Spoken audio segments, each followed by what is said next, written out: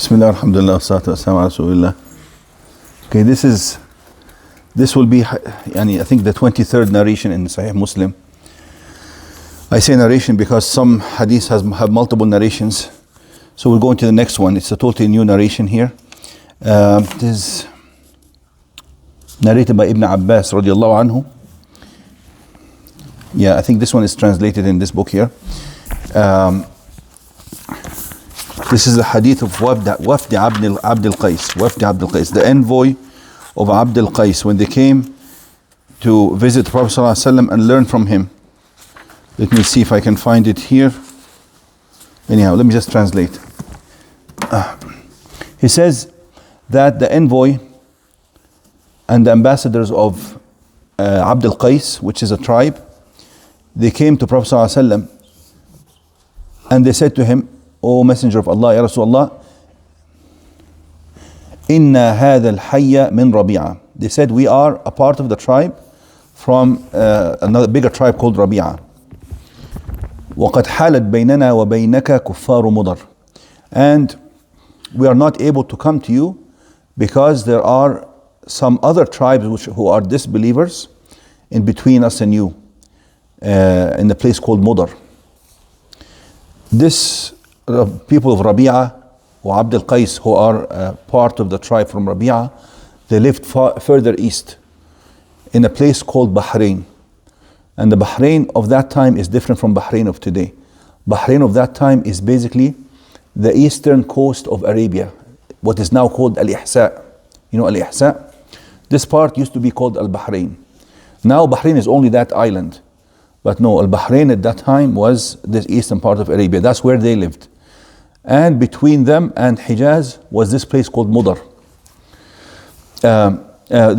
This place called Najd. And Mudar is a tribe that lived in that area. Okay? It says, وَلَا نَخْلُصُ إِلَيْكَ إِلَّا فِي شَهْرِ الْحَرَامِ. And we are not able to come to you except in the sacred months. Shahr al-Haram could mean al-Ashhur al-Haram, all the sacred months, Dhul Qa'dah, Dhul Hijjah, Muharram, wa Rajab. They could only come to you. And this people of Mudar, the tribe of Mudar, especially held the month of Rajab very sacred. And that's why it sometimes used to be called Rajabu Mudar. Rajabu Mudar. So although they were pagans and they were kuffar, non-believers, but they respected those months and they would abstain from fighting or attacking anyone in those months. And the month of Rajab specifically, this tribe of Mudar was respecting. فَمُرْنَا بِأَمْرٍ نَعْمَلُ بِهِ وَنَدْعُ إِلَيْهِ مَنْ وَرَاءَنَا. So please teach us something that we could act by or apply in our lives and call the rest of our tribe to it. قَالَ آمُرُكُمْ بِأَرْبَعٍ وَأَنْهَاكُمْ عَنْ أَرْبَعٍ. He says, I will teach you 4 things and prohibit 4 things. آمركم بالإيمان بالله ثم فسرها لهم فقال in some narrations قال الإيمان بالله وحده أتدرون ما الإيمان بالله وحده. Then he explained. He says, I call you to believe in Allah. Then he explained what belief in Allah is. He says, to testify that there's none worthy of worship except Allah, شهادة أن لا إله إلا الله وأن محمدا رسول الله. And the Prophet Muhammad ﷺ is his messenger. And that is the most comprehensive of basically the basic tenets of Islam, because this includes basically everything that's in the Quran and Sunnah. If you know that Allah is your creator and you don't worship except Allah, and the Prophet Muhammad ﷺ is his messenger, then you would have to accept everything in the Quran and everything in the Sunnah whenever it comes. All the halal is halal, all the haram is haram, all the hudud and the red lines are red lines. So this is a shahada. He says, وَإِقَامِ الصَّلَاةِ, and to perfect your salah, وَإِيتَاءِ الزَّكَاةِ, to give your alms and charity, وَأَن تُؤَدُّوا خُمُسَ مَا غَنِمْتُمْ, and the spoils of war, 1/5 of it goes basically to the Muslim community. It's given to Prophet ﷺ and he disposes it and distributes it to the Muslims according to the need. وَاعْلَمُوا أَنَّ مَا غَنِمْتُم مِّن شَيْءٍ فأن لله خمسه وللرسول ولذي القربى واليتامى والمساكين وابن السبيل إن كنتم آمنتم بالله.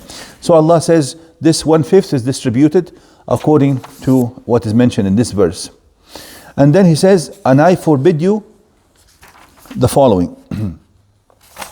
He says, وَأَنْهَاكُمْ عَنِ الدُّبَّاءِ وَالْحَنْتَمِ وَالنَّقِيرِ وَالْمُقَيَّرِ زاد خلف في روايته شهادة أن لا إله إلا الله وعقد واحدة.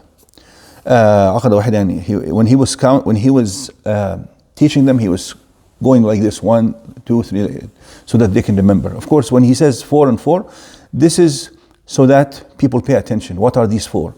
And also it helps in case you forget what you were taught, then you know there were 4 things. If you say 3, then you start thinking more and more until you get the 4th one.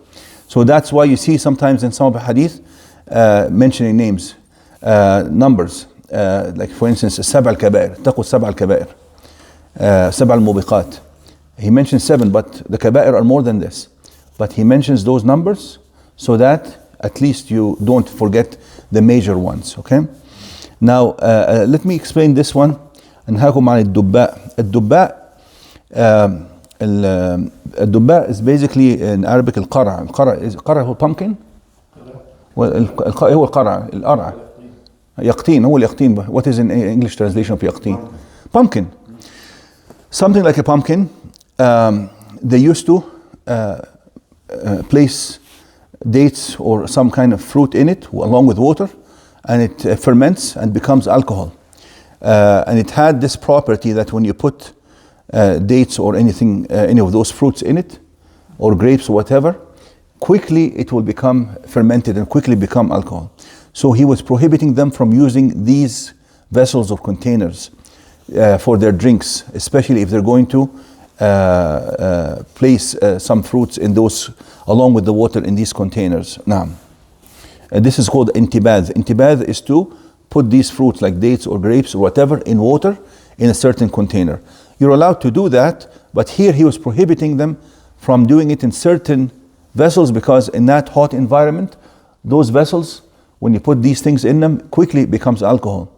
So he said one of them is this, ad-dubba.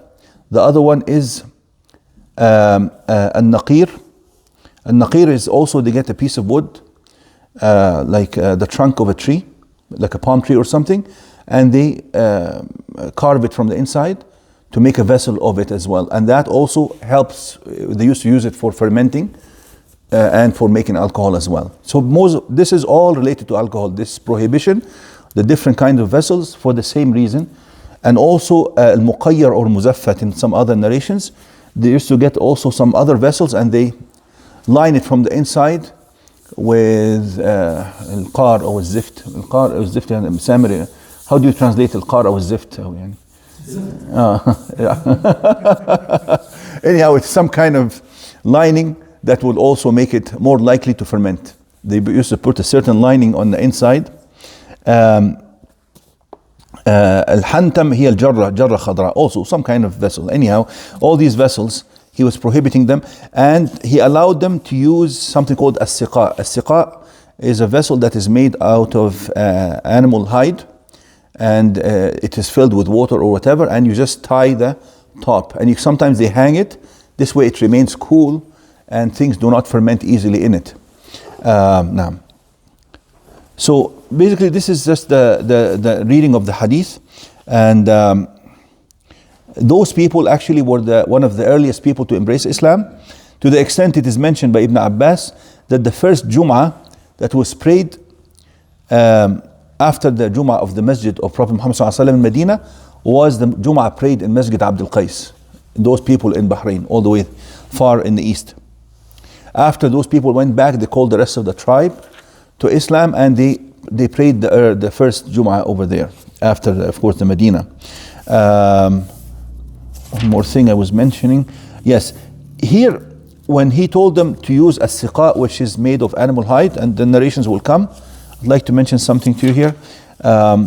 They said to him that in our land there's lots of rats, and rats tend to eat those vessels that are made of the animal hide and make holes in them. So and they thought that if they tell him this, that he will give them an excuse to go back to their old vessels. And let me see if this narration is here. Anyhow, he says, no, you're not allowed to use those vessels that I prohibited, even وإن أكلتها الجرذان وإن أكلتها الجرذان, he said it 3 times. Even if the vessels I told you that you can use are to be eaten by rats, or to be, holes are made into it by rats, you just have to replace it. But do not go to these vessels that I prohibited. This prohibition of using these vessels for the sake of not having the fruit to be fermented, or for the sake of avoiding even the touch of alcohol.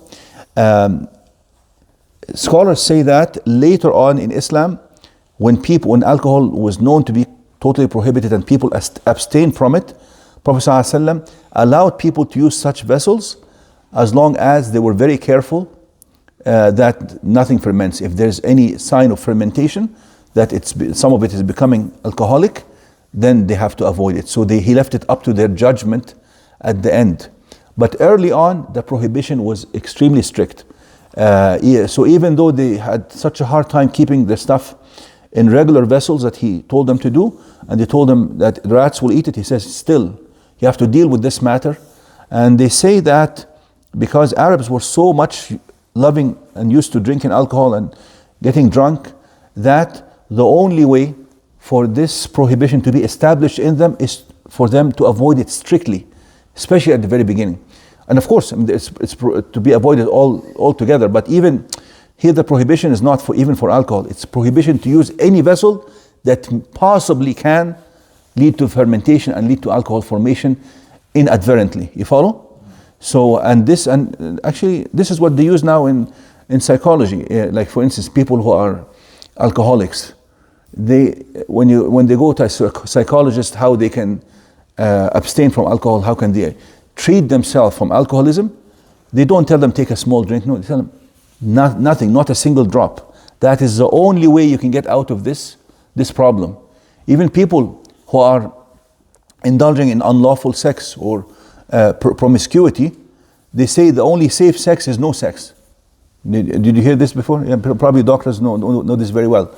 So people who are trying to treat themselves from sexual addiction or any kind of addiction, the only way to treat it is total abstinence. And here it was like this, to get the Arabs to let go of their addiction to alcohol, because they had alcohol all the time. Every home used to make its own alcohol. They were more into alcohol than people in the West are today. And still they managed to get out of it based on the teachings of the Quran and Sunnah. Now, we'll stop here inshallah.